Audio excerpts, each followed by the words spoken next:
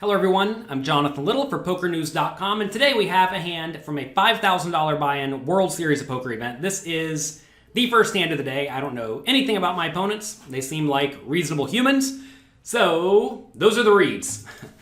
We're facing a 500 raise at 100-200, and gets around to me in the small blind with King-Jack offsuit. And we have two options really. We can either call or re-raise. Now, I think re-raising is probably just the best default play. That said, calling is also nice too because who knows how the opponent plays, right? Like say I 3-bet and the opponent just 4-bets right off the bat. I'll have no clue what to do. I mean, probably just fold, but it's unfortunate. If the opponent does flat, maybe they're just getting tricky and trapping me already right off the bat. I don't know.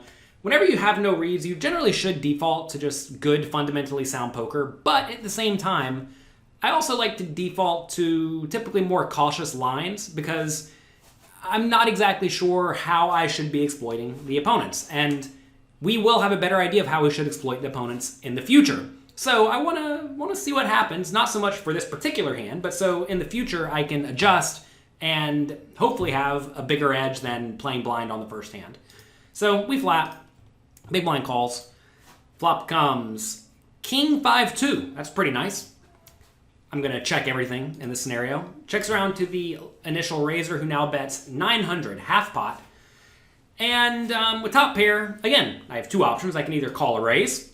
And I am basically always calling here. When the board is very dry, you essentially should not be bluffing very often, right? There aren't very many even logical bluffs. And when there aren't any logical bluffs, we don't really get to have much of a raising range. So we should just be flat calling here. And we do call, and big blind calls too. So when you're playing multi-way, you have to be not just a little bit more cautious than normal, but like way more cautious than normal, especially on the flop when it goes bet, call, call. Because now, you know, the better probably may or may not have anything. On King 5-2, clearly he would bet the flop with almost his whole range. But when I call, I'm announcing to my opponents, hello, I have something that I think is reasonable. And then the big blind says, oh, you have something reasonable? I'll stick around too. Okay, so we have two ranges here that are both at least reasonable. Reasonable being a straight draw or a decent pair. And then the low jack seat who, you know, very easily could have ace king, ace king, king queen, aces, pocket kings, pocket fives, whatever. So we're going to proceed with caution. Turn, we're going to just be checking every time. I expect big blind to check every time. And now low jack, the initial raiser, if they don't have anything, I expect them to check a lot because this 2 does not hit the low jack seat at all, right? Unless he has exactly ace 2. Whereas the big blind very easily could have a 2. So this is a spot where the low jack has to be very cautious. But despite that, low jack bets 3,000 into the 4,400 pot. 2/3 pot.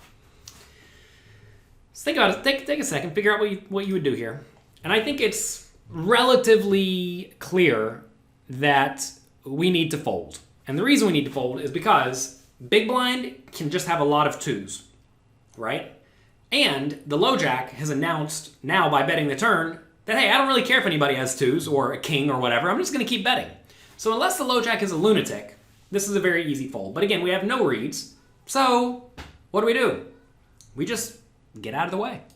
We fold.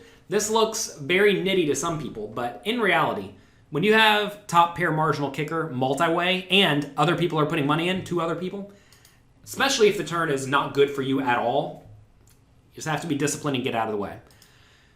Big blind calls, river's a 9, big blind checks. Low jack now bets half pot. Okay. Big blind calls. Low jack has pocket aces. Good for low jack. And big blind somehow did not have a 2. I guess he just called down with a king. I mean, nothing else makes sense. But I do want to show you here. Notice in this hand, how many chips did we lose? We lose a total of 5 big blinds, right?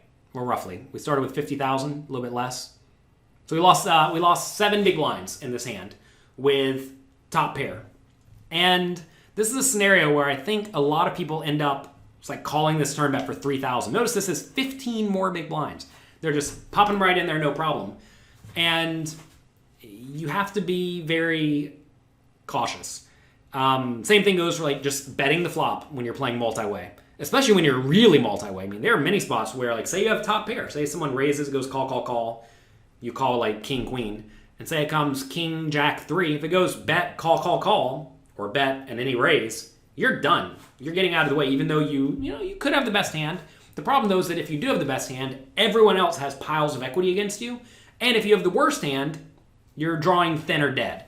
And that's not where you want to be. So be cautious in multi-way pots. So that's me it for today. Hope you enjoyed this hand for PokerNews.com. Go there to get a great source of news, strategy, poker-related content. They have everything there, whatever you want. Thanks for watching again. Good luck in your games. Have fun, and I'll talk to you next time.